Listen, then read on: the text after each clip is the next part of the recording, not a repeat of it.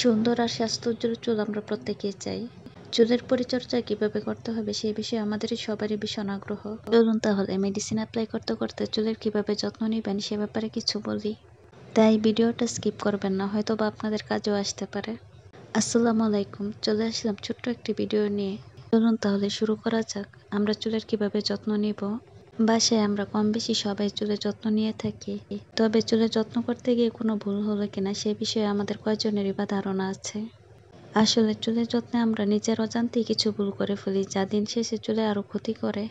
আসুন আজ জেনে নিই কি সেই ভুলগুলো যা আমাদের চুলের ক্ষতি করছে প্রতিদিন। প্রথমে আসি শ্যাম্পুর ভুল ব্যবহার। হেয়ার ওয়াশের জন্য অবশ্যই আমরা শ্যাম্পুটা ব্যবহার করে থাকি, তাই সেই শ্যাম্পু বাছাইয়ের পাশাপাশি সেটার সঠিক ব্যবহারের দিকেও আমাদের খেয়াল রাখতে হবে। চেষ্টা করুন সরাসরি শ্যাম্পু ব্যবহার না করে পানির সাথে মিশিয়ে ব্যবহার করতে। ভেজা অবস্থায় চুলের গুঁড়া নরম থাকে বলে শ্যাম্পু ব্যবহারের সময় বেশি জোরে জোরে মাসাজ করলে চুল পড়ে যেতে পারে। শ্যাম্পু ব্যবহারের পর কখনো বেশি তাপমাত্রা পানিতে হেয়ার ওয়াশ করবেন না। অতিরিক্ত গরম পানি মাথার ত্বকের অয়েল গ্ল্যান্ডগুলো অ্যাক্টিভ করে, যার ফলে চুল পরিষ্কার করার পরও আঠালো ভাব তৈরি হয়।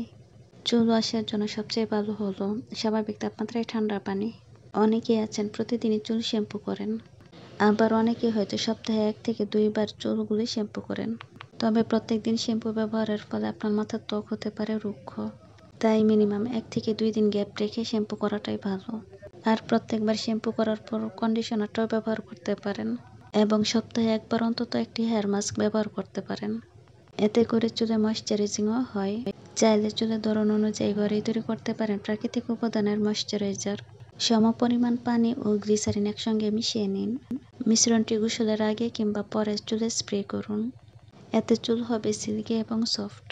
তবে চাইলে মিশ্রণটি কিন্তু শ্যাম্পুর সঙ্গেও মিশিয়ে ব্যবহার করতে পারেন। চুল স্বাস্থ্য উজ্জ্বল ও ঝলমলে রাখার জন্য সপ্তাহে 1 দিন চুলের গোড়ায় এবং পুরো চুলে তেল লাগাতেই হবে। আর চুল যদি রাফ হয় সেক্ষেত্রে সপ্তাহে 2 দিন অয়েল মাসাজ করবেন। অয়েল মাসাজের সময় অবশ্যই তেলটা একটু হালকা কুসুম গরম করে নেবেন। আর অবশ্যই চুল আঁচড়ানোর সময় মোটা দাঁতের চিরুনি ব্যবহার করবেন। এতে করে চুল কম ভাঙে এবং সহজেই গোছানো যায়। আর রাতে ঘুমানোর সময় চুলটা বেঁধে রেখে ঘুমানোর চেষ্টা করবেন। চুলের যত্নে সবচেয়ে প্রধান হচ্ছে খাওয়া দাওয়া। অবশ্যই ত্রুটিপূর্ণ খাদ্যাভ্যাস পরিহার করবেন, কারণ আমরা যা খাই তা আমাদের ত্বক ও চুলের উপর সরাসরি প্রভাব ফেলে। আপনাদের সাথে কথা বলতে বলতে আমার কাজও প্রায় শেষ হয়ে আসলো। আর হ্যাঁ, আপুর চুলে একটা মাস্ক অ্যাপ্লাই করছিলাম। সবার কিন্তু পার্লারে গিয়ে যত্ন নেওয়া সম্ভব হয়ে ওঠে না, তাই ঘরোয়াভাবে যেন চুলের যত্নটা নিতে পারেন সেই জন্য কিছু টিপস শেয়ার করা। আমার ক্ষুদ্র জ্ঞানে যতটুকু জানি কিংবা বুঝি ততটুকু শেয়ার করার চেষ্টা করেছি, হয়তো বা আপনাদের উপকারে আসতে পারে। আর হ্যাঁ, আমার ভুল ত্রুটিগুলো অবশ্যই ক্ষমা সুন্দর দৃষ্টিতে দেখবেন। তাহলে আজকের মতো এই পর্যন্তই। সবাই ভালো থাকবেন। আল্লাহ হাফেজ।